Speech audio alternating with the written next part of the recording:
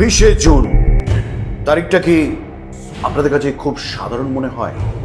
ক্যালেন্ডারের পাতায় আর 5টা দিনের মতো হলেও এই তারিখে ঘটেছে বাঙালির ইতিহাসের সবচেয়ে বড় ট্র্যাজেডি।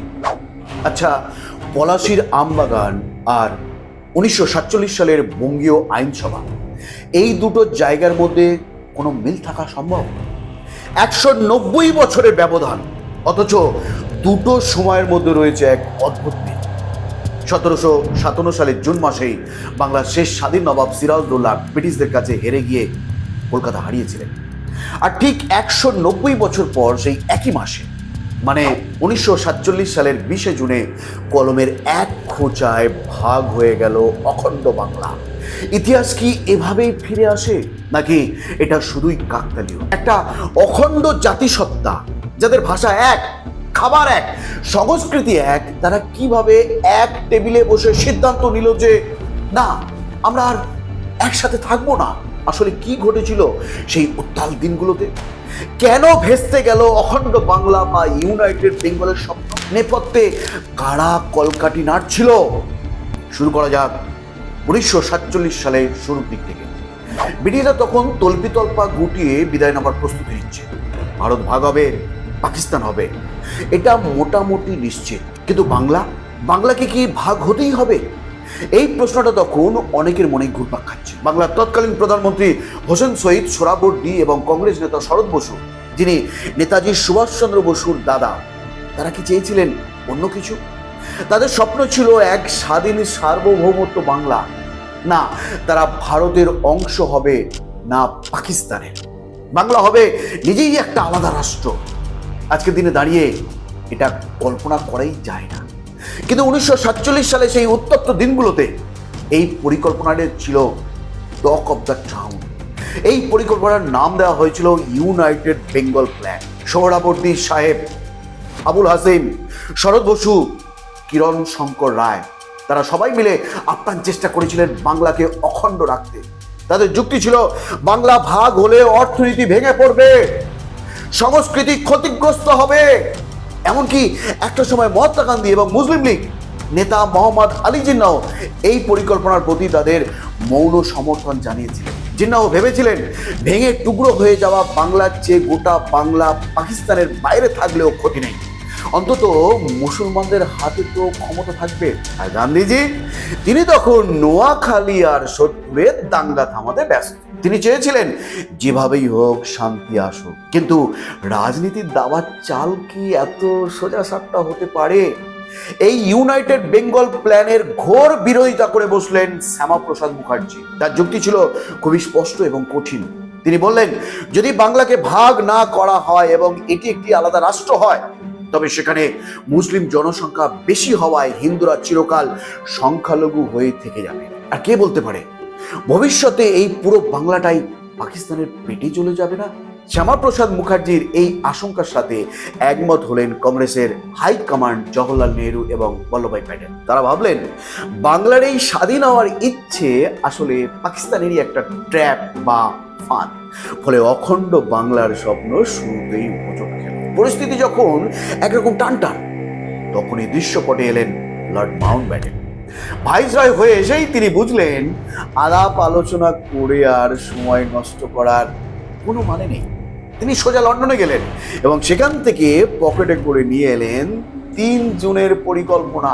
রেডিওতে ঘোষণা করে দেওয়া হলো ভারত ভাগ হবে, আর সেই সাথে কাঁচি চালানো হবে পাঞ্জাব আর বাংলার মানচিত্রে। অর্থাৎ বাংলা ভাগ নিশ্চিত। ব্রিটিশ সরকার পরিষ্কার জানিয়ে দিল তারা ক্ষমতা হস্তান্তর করবে, কিন্তু অখণ্ড ভারতের হাতে নয়। মাউন্টব্যাটেনের এই ঘোষণার পরে শুরু হলো আসল নাটক। 20 জুন দিনটি ধার্য করা হলো চূড়ান্ত সিদ্ধান্তের জন্য। স্থান বঙ্গীয় আইনসভা। এই দিনেই নির্ধারিত হবে বাংলার ভাগ্য। বাংলার মানচিত্র কি আস্ত থাকবে, নাকি দ্বিখণ্ডিত হবে? সেদিন আইনসভার স্পিকারের আসরে ছিলেন নুরুল আমিন। আইনসভার সদস্যদের দুটি আলাদা গ্রুপে ভাগ করা হলো।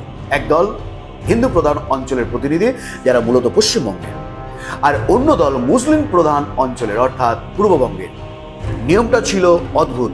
যদি কোনো এক পক্ষ বাংলা ভাগের পক্ষে ভোট দেয় তবেই বাংলা ভাগ হয়ে যাবে। প্রথমে ভোট নেওয়া হলো যুক্তভাবে, সেখানে 90 জন সদস্য বাংলা ভাগের বিরুদ্ধে ভোট দিলেন আর 126 জন চাইলেন বাংলা ভাগ না হোক এবং পাকিস্তান গণ পরিষদে যোগ দিন।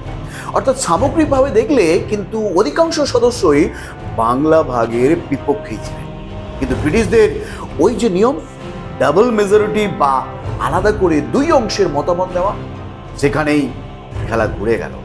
পশ্চিমবঙ্গের আইন প্রণেতাদের আলাদা সভায় ভোটাভুটি হলো, সেখানে 58 জন সদস্য বাংলা ভাগের পক্ষে হাত তুললেন আর 21 জন চাইলেন অখণ্ড থাকতে।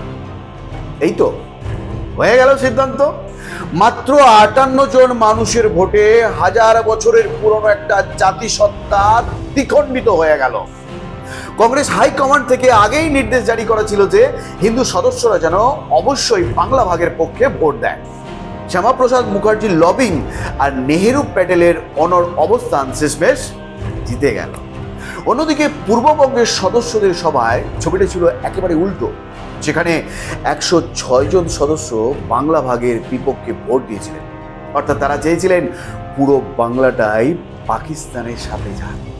আর 35 জন ভাগের পক্ষে ছিলেন। কিন্তু ওই যে বললাম, এক পক্ষ চাইলেই ভাগ হবে, সেটা শর্ত অনুযায়ী পশ্চিমের সদস্যদের রায় বাংলার বুক চিরে সীমান্ত রেখার টানা হলো। সেদিন আইনসভার ভেতরে বসে সোহরাবর্দী সাহেবের মনের অবস্থা কি ছিল ভাবুন। তিনি জানতেন তার স্বপ্ন ভেঙে চুরমার হয়ে গেছে। ভোটের ফলাফল ঘোষণার পর তিনি একাকী ছিলেন। তিনি বলেছিলেন, আশা ও নিরাশার যন্ত্রণার ইতি হলো অবশেষে। স্বাধীন সার্বভৌম বাংলা রাষ্ট্রের আদর্শকে পিঠে ছুরিকাঘাত করা হয়েছে। তার এই কথার মধ্যে কতটা হাহাকার লুকিয়েছিল তা কেবল অনুভব করা যায়। তিনি বলেছিলেন, আমাদের পথ আলাদা হয়ে গেছে, চলুন আমরা পরস্পরের প্রতি বন্ধুত্বের ভাব বজায় রেখেই পৃথক পথে এগিয়ে যাই। গবেষক আলিমুজ্জামানের ভাষায় এটা এক অদ্ভুত সমাপতন। পলাশির প্রান্তরে বাংলার সূর্য একবার অস্ত গিয়েছিল, আর 20 জুন 1947 সেই সূর্যটাকেই যেন মাঝখান দিয়ে কেটে দুটুকরো করে ফেলা হলো। অনেকে বলেন, জিন্নাহ যদি শুরুতেই কঠোর না হতেন কিংবা কংগ্রেস যদি একটু নমনীয় হতো তাহলে হয়তো ইতিহাসটা অন্যরকম হতে পারত। আবার অনেকে মনে করেন, দাঙ্গা হাঙ্গামা আর পারস্পরিক আত্মবিশ্বাসের যে বিষ বাষ্প তখন ছড়িয়ে পড়েছিল, তাতে বাংলা ভাগ হওয়াটা ছিল কেবল সময়ের অপেক্ষা। 1947 সালে কলকাতার দাঙ্গা, নোয়াখালীর দাঙ্গা, এসব ঘটনা মানুষের মন থেকে সহাবস্থানের বিশ্বাসটুকু মুছে দিয়েছিল। মানুষ তখন এতটাই ভীত ছিল যে কাঁটা তারকেই তারা বেশি নিরাপদ মনে করছে। বাংলা ভাগের এই সিদ্ধান্তের সময় সাধারণ মানুষের মতামত কিন্তু নেওয়া হয়নি, কোনো গণভোট বা রেফারেন্ডাম হয়নি। সিদ্ধান্ত নিয়েছিল মুষ্টিমেয় কিছু রাজনীতিবিদ আর আইনসভা সদস্য। গ্রামের যে কৃষকটি তার প্রতিবেশী জেলের সাথে মিলেমিশে থাকতো কিংবা যে তাঁতি তার সুতো কিনতো পাশের গ্রামের মহাজনের কাছ থেকে, তাদের কেউ জিজ্ঞেস করেনি, ভাই তোমরা কি আলাদা হতে চাও? মানচিত্রের ওপর দিয়ে কলম চলে গেল আর মুহূর্তের মধ্যে হাজার বছরের প্রতিবেশী হয়ে গেল ভিন্ন দেশি। আজ যখন আমরা পিছনের দিকে তাকাই তখন অনেক যদি আর কিন্তু সামনে আসে। যদি ইউনাইটেড বেঙ্গল হতো তাহলে আজকে দক্ষিণ এশিয়ার ভূ রাজনীতি কেমন হতো? বাংলাদেশ তখন থেকেই স্বাধীন থাকতো নাকি অন্য কোনো সংঘাতের জন্ম নিত? এসব প্রশ্নের উত্তর আজ আর পাওয়া সম্ভব নয়।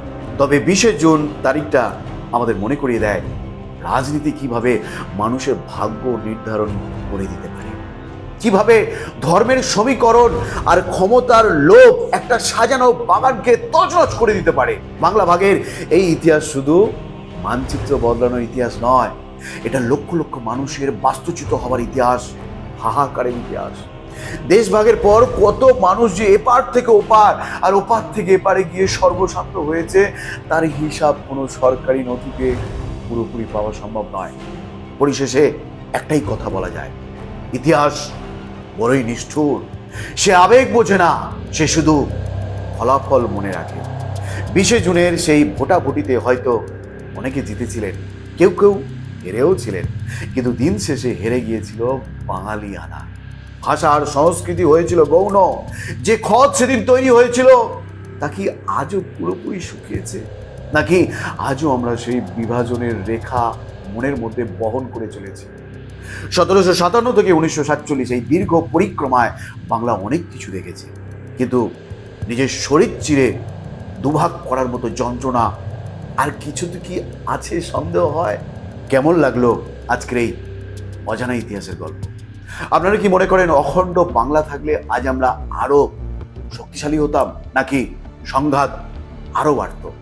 আপনাদের মূল্যবান মতামত জানিয়ে দিন আমাদের কমেন্ট সেকশনে, এবং এই তথ্যটি যাতে সবাই জানতে পারে আপনার পরিচিতদের মধ্যে শেয়ার করুন। ভালো থাকবেন, সুস্থ থাকবেন, ধন্যবাদ।